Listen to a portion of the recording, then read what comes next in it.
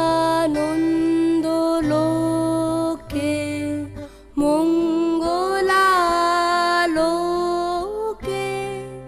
বিরাজ সত্য সুন্দর। আচ্ছা, এই যে আমরা দেখছি যে অনেক সুন্দর একটি অনুষ্ঠান আসলে শেষ করে মাত্র বের হয়েছেন, এই যে অনুষ্ঠানটি শেষ করে আপনার মনে আসলে কি কাজ করছে এখন, কি বলবেন, অনুভূতিটা যদি জানতে চাই সহজ ভাষায়। ধন্যবাদ এটিএন বাংলাকে, আসলে এটিএন নিউজের আবার একটু সরি, এটা এটিএন নিউজ আলাদা, এক মিনিট বলেন।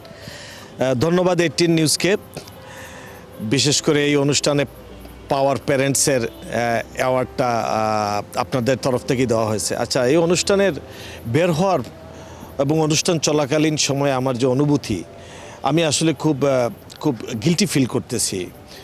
পরিচিত জন, বন্ধু হইতে পারে, অনেকেরই ভিতরে ফ্যামিলিতে এই বিশেষ চাহিদা সম্পন্ন শিশু আছে, আমরা জানি, বাট আমি কখনো আলাদাভাবে ওদেরকে দেখি নাই।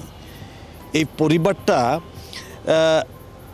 যে একটা কঠিন বাস্তবতার সাথে লড়াই করে যাচ্ছে প্রতিনিয়ত, এবং সে একা। একজন মা এখানে বলছিলেন যে আমি সব সময় দোয়া করি আল্লাহ তাআলার কাছে যেন আমার মৃত্যুর 10 মিনিট আগে আমি শুনতে পাই যে আমার সন্তানটা মারা গেছে। এটা আসলে মানে অনেক কঠিন বাস্তবতার একটা স্বীকারোক্তি, যে কেন মানে এই বিশেষ চাহিদা সম্পন্ন শিশুর মা তাকে যে যত্ন এবং তাকে যে খেয়ালটা রাখতেছে, সে কোনোভাবে বিশ্বাস করতে পারতেছে না যে তার অবর্তমানে এই বাচ্চাটাকে এই রাষ্ট্র বা এই সমাজ কেউ দেখবে।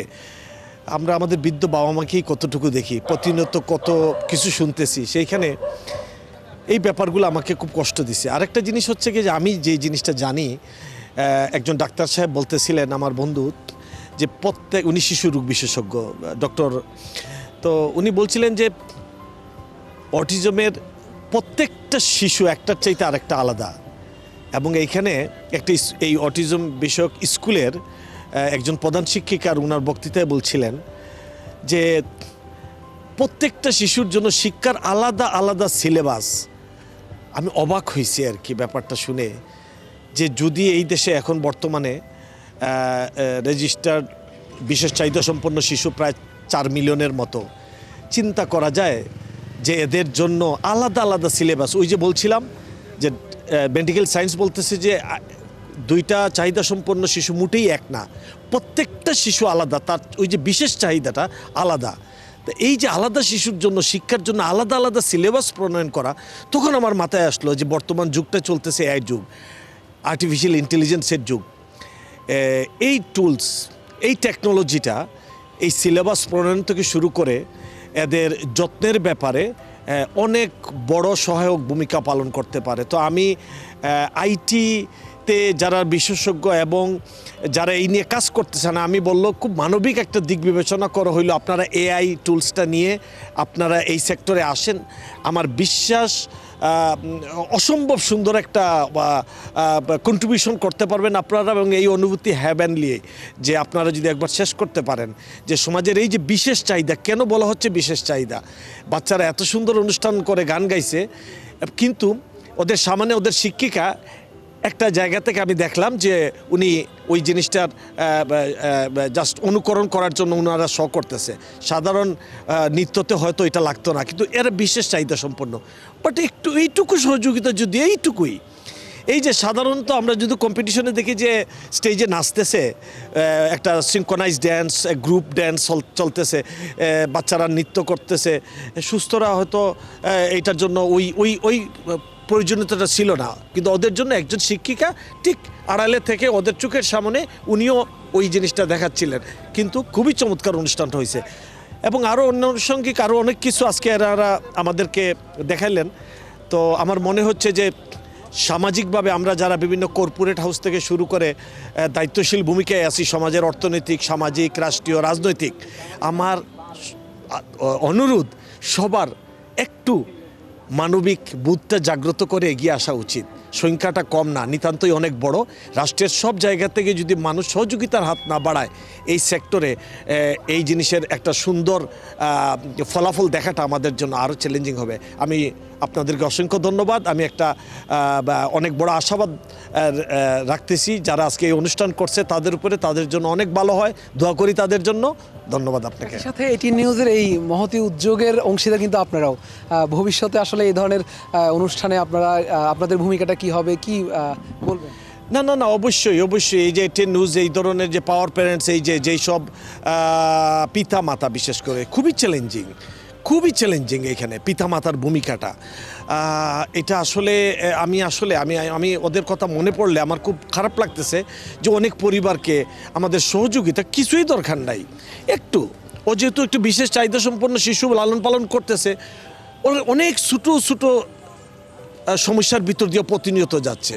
আত্মীয় স্বজন, বন্ধু বান্ধব সবাই একটা সহযোগিতার মনটা সেট করি প্রথমে। কি করা লাগবে দরকার নেই, হয়তো সময়ই বলে দিবে আমাদের সক্ষমতা কতটুকু কিছু করার, বাট এটলিস্ট মনে এই আকাঙ্ক্ষাটা পোষণ করি যে ওদের জন্য আসলে সামান্য হইলে এগিয়ে আসা উচিত আমাদের। 18 নিউজ পথিকৃৎ, কি বললেন? 18 নিউজ পথিকৃৎ আজকের এই অনুষ্ঠান আয়োজনের মাধ্যমে ধরেন আমারও চোখটা অনেক খুলে দিছে। জানতাম আমিও একজন, আমার অফিসে কর্পোরেটে আমি একজন মহিলা বলবো না, একটা মহিলাই, ওর বয়স 18 ক্রস করে ফেলছে, বিশেষ চাহিদা সম্পন্ন শিশু। আমি আমার অফিসে চাকরি দিয়েছি এবং আমার পথ তার বসার অ্যারেঞ্জমেন্টটা কী হবে, সে কি কাজটা করবে। আমরা একটা বেতন দিচ্ছি হয়তো তাকে, কিন্তু তার যদি ফিলিংস চলে আসে যে আমাকে ওরা মানবিক বিবেচনায় কোনো কাজ ছাড়া দিচ্ছে, তাকে আমরা তার উপযুক্ত একটা কাজ বের করছি। এবং শুনলে অবাক হবেন তার কাজটা কি। তার কাজটা হচ্ছে আমাদের factory, corporate office, sales point, এগুলোতে প্রচুর সিসিটিভি আছে। এগুলো মনিটরিং সাধারণত ওইরকম প্রফেশনালি কেউ করতে পারে না। দেখেন এই মেয়েটা ওই আমাদের সিসিটিভি মনিটর করে এবং তাকে আমরা ওই জিনিসটা বলে দিছি যে কী ধরনের দৃশ্য দেখলে পরে তুমি স্ক্রিনশট নিবা এবং আমি সিইও কোম্পানির, আমাকে পাঠাবা কোনটা, সেলসের হেডকে কোনটা পাঠাবা, ফ্যাক্টরি হেডকে কোনটা পাঠাবা। এবং এটা দারুণ কন্ট্রিবিউশন, আনবিলিভেবল। তাকে একটা পা দিয়ে সে কাজ করে, সো তাকে আমরা একটা ট্যাব দিয়ে দিছি, সে পাতে সিসিটিভিগুলো মনিটর করে, সে বুঝতে পারে, ওই বুদ্ধিমত্তা আছে তার, সে বুঝতে পারে এবং কিছু বুঝতে পারছেন তার কন্ট্রিবিউশনটা। কারণ ওদের তো ডেডিকেশন আছে, ওরা তো আমাদের মতো, সত্যি কথা বলতে কি বুঝছেন তো, আমাদের মতো বলতে কি বুঝিয়েছি, আমাদের মতো বলতে বুঝিয়েছি আপনাদেরকে যে আমরা তো আসলে অনেক দুষ্টামি, অনেক কিছু আছে। ওরা তো ফিরিস্তা, ওরা যা বুঝে। এবং আমি এখন প্রাউড ওকে আমার সহকর্মী হিসেবে পাইছি, কারণ আমি ওই জন্য প্রাউড, সে আসলে ও কন্ট্রিবিউট করতেছে এবং ও কাজ করে তার রিমিনারেশনটা নিচ্ছে। এই যে একটু স্পেশালাইজড চিন্তা করা, বিশেষায়িত শিশুর জন্য তার উপযুক্ত একটা কাজ বের করা এবং তাকে সেই কাজটা করানো। যদি কেউ সিলেক্ট, বহু কাজ আছে, একটা পার্টিকুলার জব বের করতে পারে, সে অনলাইনে আমাদের সেলসের কাস্টমারের ফিডব্যাক দেয়, কমেন্টস লিখে। কেউ যদি উল্টাপাল্টা আমাদের কোম্পানি সম্বন্ধে লিখে, সে নাইসলি বাংলায় টাইপ করে পা দিয়ে সে উত্তর দিয়ে দেয় এই কোম্পানি সম্বন্ধে।